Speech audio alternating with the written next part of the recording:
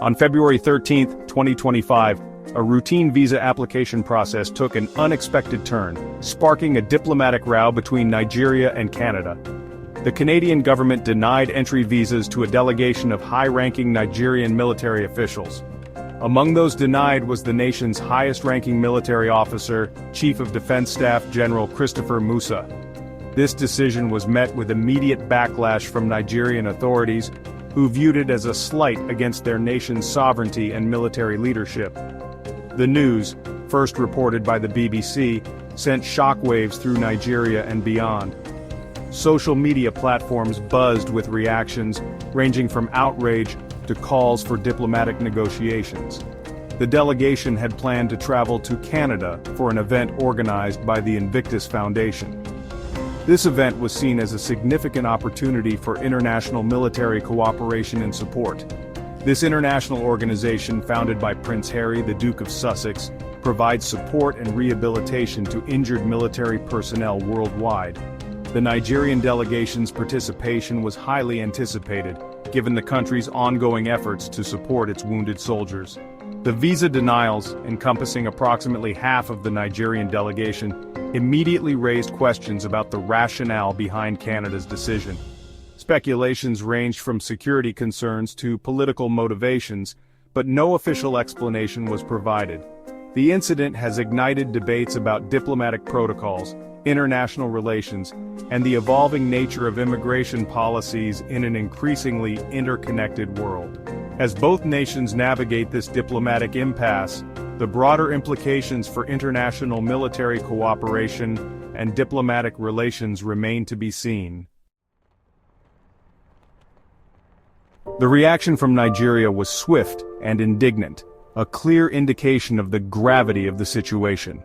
Government officials, political commentators, and citizens expressed their dismay and anger at the perceived slight. The air was thick with frustration as people took to the streets, and the media buzzed with heated debates. National Security Adviser Nuhu Ribadu, a prominent figure in Nigerian politics, did not mince words in his condemnation of Canada's actions. His stern demeanor and forceful language left no room for misinterpretation. "They can go to hell," Ribadu declared, his words echoing the sentiment of betrayal felt by many Nigerians. His passionate speech resonated deeply with the public, who felt their national pride had been wounded. He went on to characterize Canada's decision as painful and disrespectful, highlighting the strong sense of indignation within the Nigerian government. The officials' stern faces mirrored the gravity of the situation.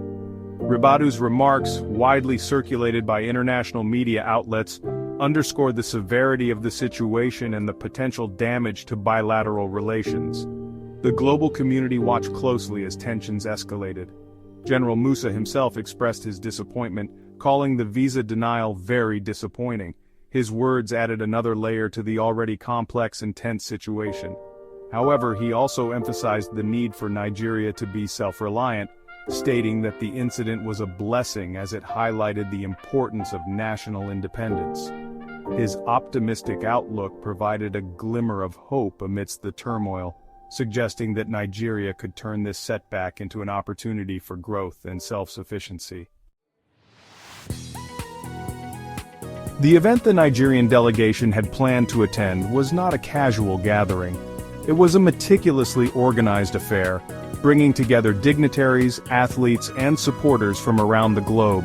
It was directly linked to the Invictus Games, an international sporting event for wounded, injured, and sick servicemen and women, both serving and veterans.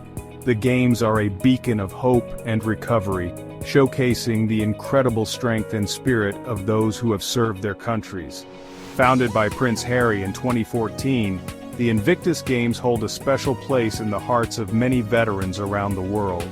His vision was to create an event that would inspire recovery, support rehabilitation, and generate a wider understanding and respect for those who serve. The Games represent resilience, determination, and the power of sport to heal and unite. They are a testament to the human spirit, demonstrating that physical and mental injuries do not define a person's future. For the Nigerian delegation, attending an event linked to the Invictus Foundation was about more than just diplomacy. It was a chance to connect with a global community that understands their struggles and triumphs. It was about showing solidarity with their wounded comrades and recognizing their sacrifices. Their presence was meant to honor the bravery and resilience of their fellow servicemen and women. The visa denial, therefore, carried an added layer of symbolic weight, making it all the more difficult to accept. It was not just a bureaucratic hurdle, but a significant emotional and diplomatic setback. To understand Canada's decision, it is crucial to examine the recent changes in the country's immigration policies. On January 31, 2025, Canada implemented updated immigration regulations, granting the government broader authority to cancel temporary resident documents. These documents include electronic travel authorizations, temporary resident visas, and work and study permits. The updated regulations allow for the cancellation of these documents under specific circumstances, including threats to the security of Canada, human rights violations, and medical or financial reasons. While the Canadian government has not explicitly linked these policy changes to the visa denials issued to the Nigerian delegation, the timing of the events has fueled speculation about a potential connection. Section 5. The human element. Injured veterans and international cooperation. At the heart of this diplomatic incident lies a deeply human story. The Invictus Games and the broader network of support for injured veterans transcend national borders. They serve as a powerful reminder of the shared sacrifices made by servicemen and women around the world, and the importance of international cooperation in providing them with the care and support they deserve. The visa denial, regardless of the reasons behind it, has cast a shadow over this spirit of international collaboration. It has also raised concerns about the potential impact on future collaborations between Nigeria and Canada in the realm of veteran support and rehabilitation. Section 6. Diplomatic fallout, a test for Nigeria-Canada relations. The visa denials have undoubtedly strained relations between Nigeria and Canada. Nigeria, a regional powerhouse in Africa, has historically enjoyed cordial relations with Canada. Both countries are members of the Commonwealth of Nations and have cooperated on a range of issues, including trade, development, and security. However, the current diplomatic row threatens to undermine these long-standing ties. The strong reactions from Nigerian officials and the public alike indicate the depth of feeling on this issue. It remains to be seen how both countries will navigate this sensitive situation and whether they can repair the damage to their diplomatic relations. Section 7. The bigger picture, implications for African nations. The visa denial incident also has implications for Canada's relations with other African nations. Many African countries are grappling with similar challenges related to security, development, and immigration. Canada's handling of this situation, and its broader immigration policies, are being closely watched by governments and citizens across the continent. The outcome of this diplomatic row could set a precedent for future interactions between Canada and African nations. Section 8. Charting a path forward. Dialogue and understanding. Moving forward, open and honest dialogue will be essential to resolving this diplomatic impasse.